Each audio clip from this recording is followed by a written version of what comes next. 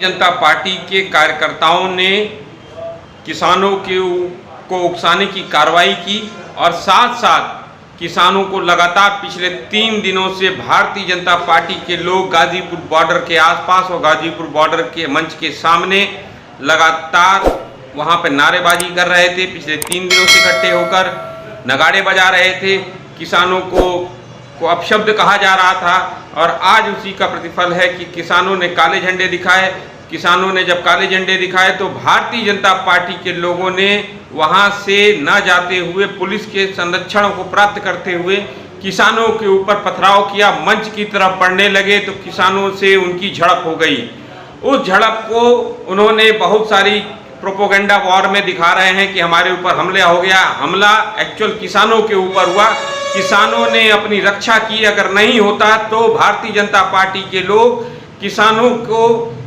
बहुत ज़्यादा नुकसान पहुंचा देते, यहाँ तक वो किसानों के मंच को भी उखाड़ने की उनकी साजिश हो सकती है। क्योंकि पिछले 3-4 महीनों से जिस तरीके से भारतीय जनता पार्टी की केंद्र सरकार, नरेंद्र मोदी की सरकार कोरोना काल में फेल हो चुकी है। वो वैक्सीन नहीं दे पा रही है समय पर, वह लोगों को ऑक्सीजन नहीं दे पाई, जिसके कारण ना आईसीयू बेड दे पाई, ना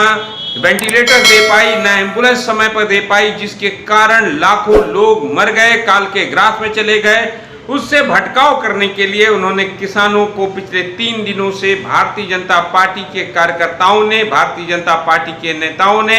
इस तरह की एक कुचक्राचार साजिश की। इसलिए मैं आप सभी से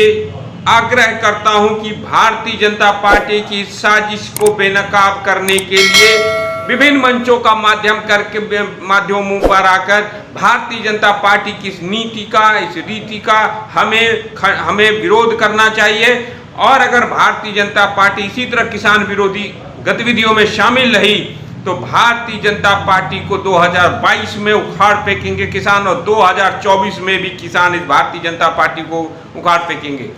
जहां पर इनको 2019 में 20 में लाया हुआ जो ये इनका 3 काले कानून है, उसकी वापसी को लेकर जो 7 महीने से किसान वहां पर बॉर्डरों पर बैठे हुए हैं, उनकी बातें न सुनकर, एमएसपी पे गारंटी कानून की बातें न सुनकर किसानों को लगातार अपमानित करने का काम जिस तरीके से भारतीय जनता पार्टी कुचक रच के कर रही है, इसकी हम घोर निंदा करते हैं। और भारतीय जनता पार्टी के नेताओं को और कार्यकर्ताओं को, भारतीय जनता पार्टी और की सरकार को हम आगाह करते हैं